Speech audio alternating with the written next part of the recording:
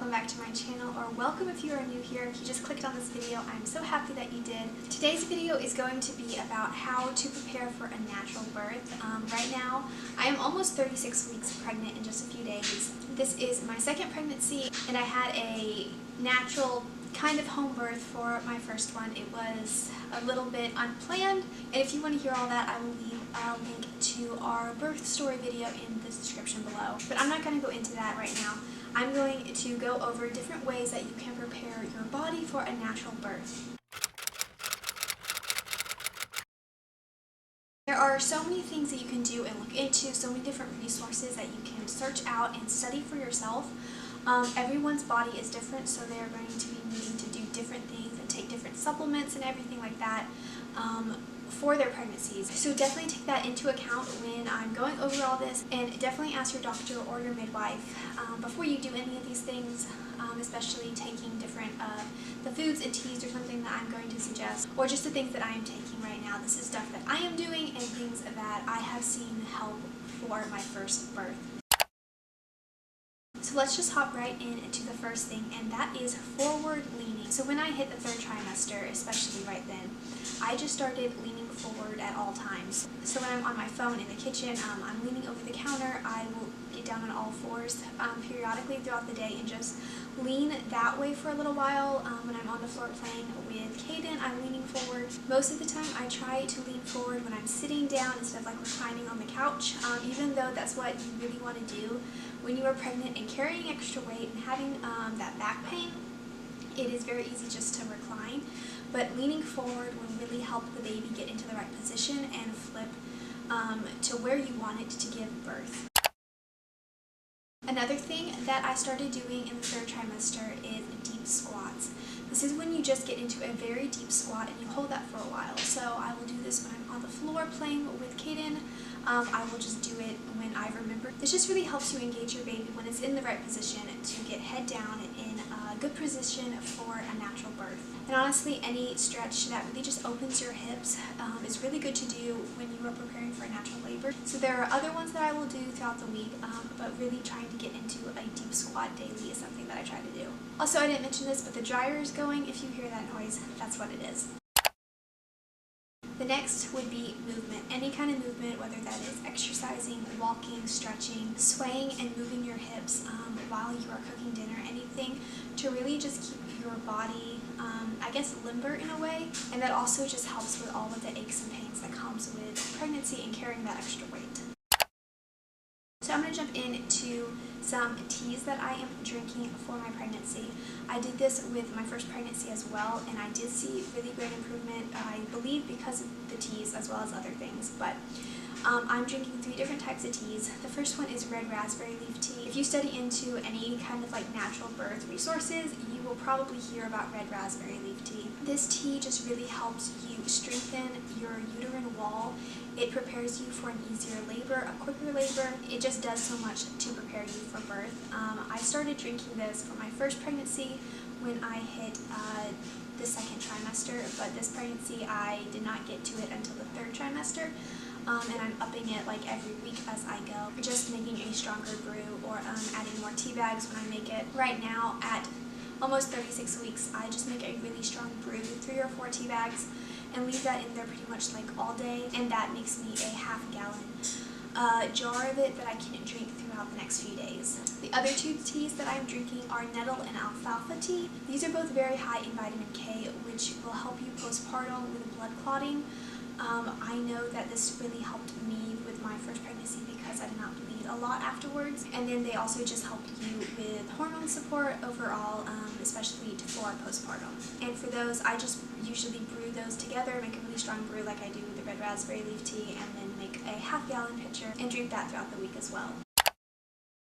Next, I would suggest drinking Nisha Red. This is a powerhouse of a drink that comes from Young Living. It is made with wolfberry puree plus other things in it. The wolfberry is the highest form of antioxidants on the planet, and with everything else in the mixture, it is really such a great drink, even if you're not pregnant, to support your immune system, to balance hormones, to balance your blood sugar, And then for pregnancy, it supports a really healthy placenta. It boosts your energy, it balances your blood sugar, as I said, which I know is a problem in pregnancy. And as I said, it regulates hormones, it boosts your milk supply, so it's also great for postpartum. And it tastes amazing as well, so that is a plus. And I will be drinking that through the rest of my pregnancy and postpartum.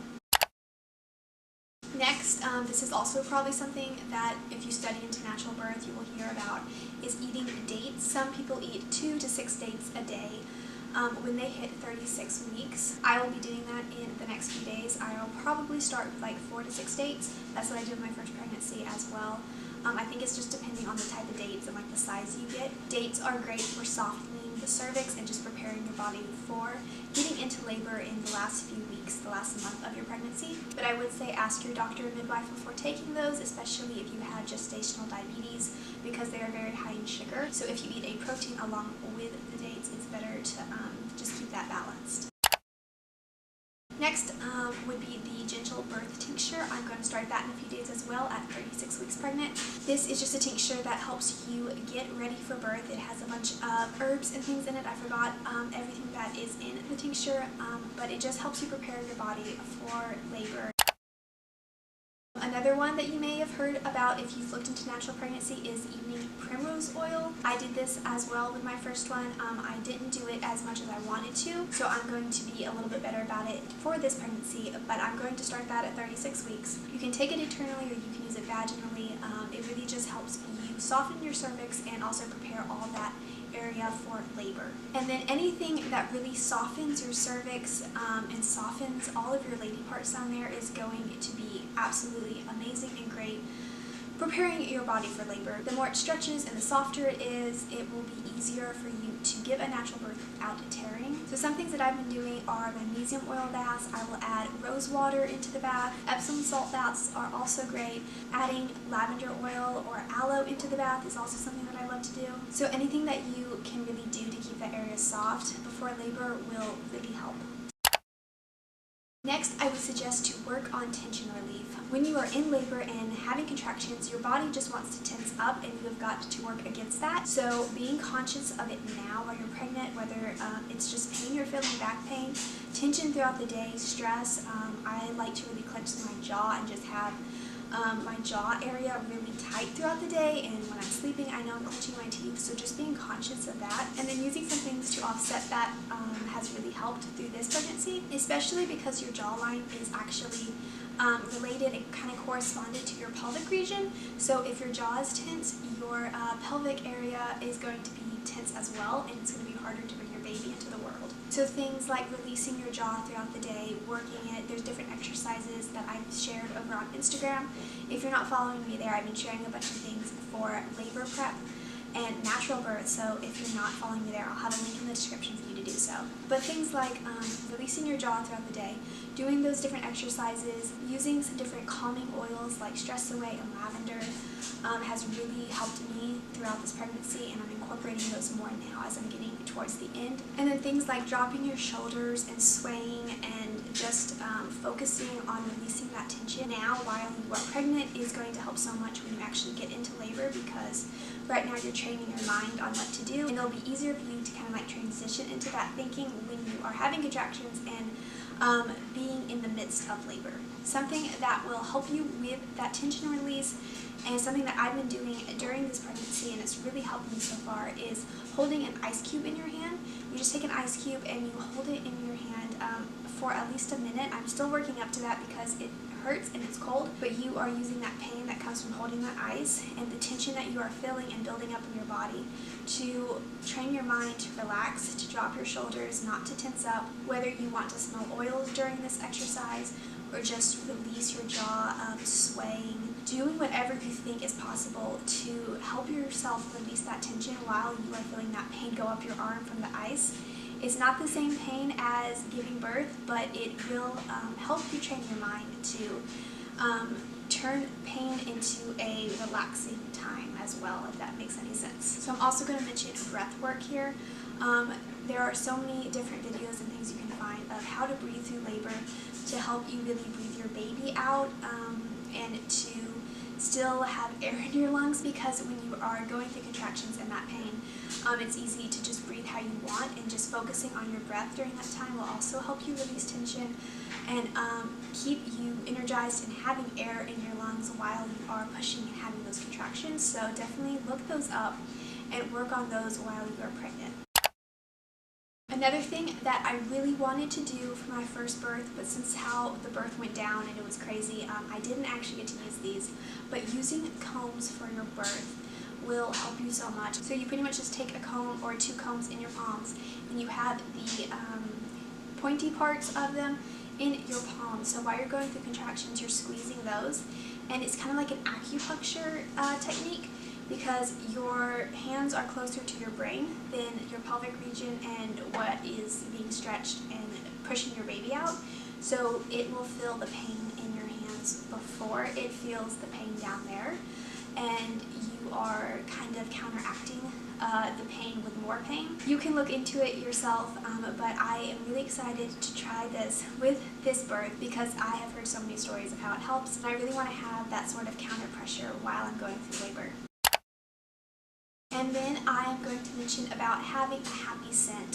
For me, this is going to be Stress Away Essential Oil for this labor. Last time, again, it didn't go down the way I planned it, so I didn't actually use any happy scents that I was wanting to use, but I plan to use in my first pregnancy. This one is going to be Stress Away. It's just a calming essential oil blend, and it will help me to remain relaxed, and right now I'm using it and implementing it into my daily routines to just kind of train my brain right now to realize that this is a happy scent, it's a calming scent, to breathe it in when I'm feeling tense or whatever it is, and have that as a way to calm down and just remind myself that this is a calm, safe, and happy place while I'm going through labor. So those are my tips for preparing yourself for a natural birth. There are other things that you can do. There are so many different resources that you can look into and choose what you want to do for your own experience. But those are some of the things that I'm going to be doing for this labor and some things that I did for my previous labor. I hope this video was helpful and insightful to any of you who are pregnant or wanting to be pregnant and wanting to study on all this. So that's all for today. Thank you so much for watching, and I will see you in my next video.